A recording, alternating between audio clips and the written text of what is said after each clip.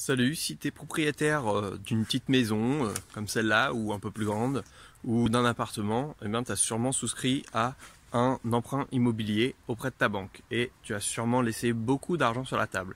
Donc je vais te montrer comment tu peux récupérer une partie de cet argent. Donc cette vidéo elle s'adresse aux propriétaires, tu vas pouvoir récupérer 1000 euros, peut-être 2000, peut-être 3000, peut-être plus. Donc ça va être à toi de faire ta simulation. Je te montre dans la suite de la vidéo comment tu peux faire et tu peux t'abonner si tu veux d'autres bons plans. À tout de suite.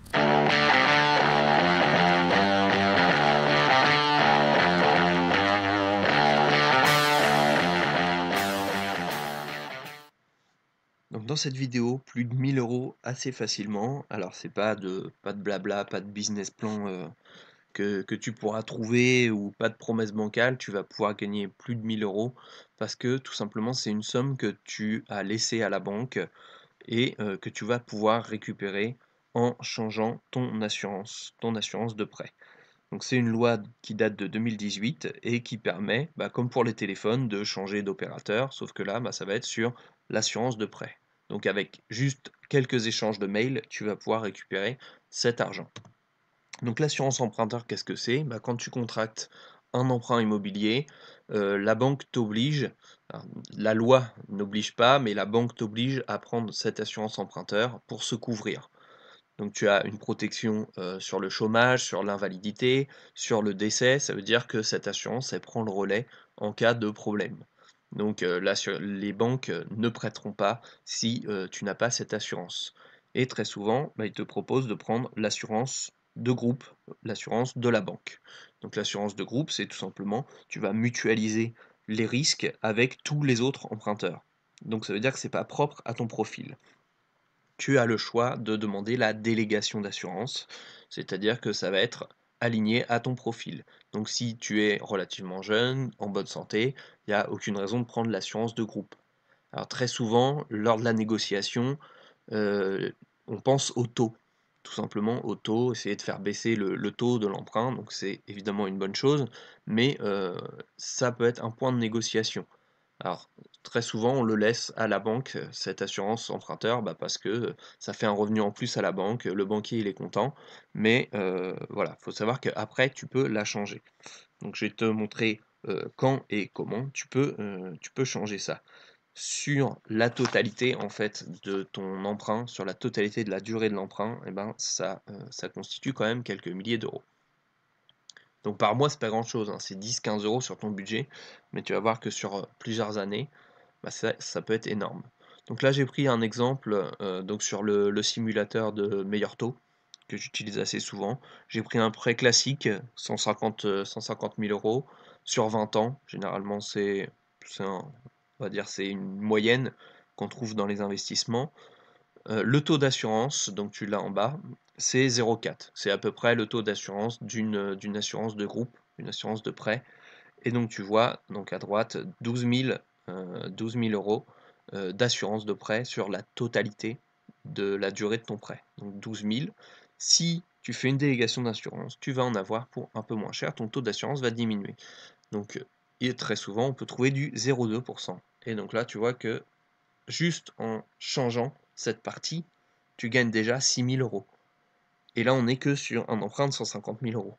Donc si tu as un investissement qui est encore plus important, encore plus conséquent, tu peux récupérer cet argent. Alors évidemment, tu ne vas pas tout récupérer d'un coup. C'est comme je te disais, ça va être à coût de 10 ou 15 euros par mois, mais sur la totalité de la durée du prêt, ça reste assez énorme. Tu peux réfléchir et mettre dans les commentaires combien de temps il te faut pour économiser 6 000 euros. Je te parle pas juste de salaire, de combien tu vas gagner. Je te parle de une fois que tu as tout dépensé, une fois que tu as dépensé, que tu as eu à régler toutes les factures, tes assurances, etc. Combien de temps il va te falloir pour récupérer 6 000 euros? C'est assez énorme. Et ça, donc tu peux le récupérer juste avec des échanges de mails. Alors, je te montre. Donc, quand le faire? Soit à la première année du prêt, je te le conseille pas parce que le banquier va te faire la tête, mais bon, après c'est à toi de voir, ou sinon à date anniversaire du prêt. Alors il faut s'y prendre suffisamment à l'avance, puisqu'il faut prévenir la banque 2 mois avant la date d'anniversaire, par lettre recommandée, avec la proposition. Donc je vais te parler de cette proposition après. mais il faut prévenir la banque. Après, selon le prestataire que tu vas choisir, bah, ils vont t'aider, dans la démarche, donc tu pas à t'inquiéter de ce côté-là. Donc comment tu fais? Déjà, il faut tenir les délais. Une fois que tu as donné ta proposition, la banque a 10 jours pour accepter, heu, tiens, petite faute d'orthographe, c'est pas grave, pour accepter donc, la proposition que tu as faite.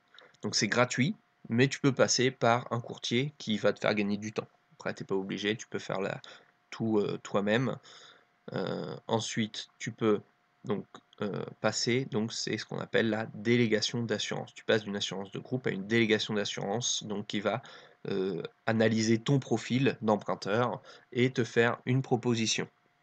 Alors attention, le point juste où il faut faire vraiment attention, c'est que le nouveau contrat que tu dois présenter doit avoir les mêmes garanties que le contrat que tu as déjà souscrit. Donc c'est-à-dire que si, tu es couvert, à 50 en cas de décès, eh bien, le nouveau contrat doit te couvrir à 50, pas à 60, pas à 70, à 50, ça doit être toutes les mêmes conditions. Donc ça, pour avoir les conditions de ton contrat que tu as actuellement, soit tu peux, sûrement télécharger ton contrat d'assurance en ligne, si tu as la banque, si tu as un accès en ligne, ou sinon tu peux demander à ton banquier, enfin à ton conseiller bancaire, une fiche standardisée d'informations et dans lequel tu auras tout détaillé. Et à ce moment-là, après, il suffit de démarcher d'autres assurances. Il faut savoir que bah, ta banque peut aussi te proposer cette délégation d'assurance.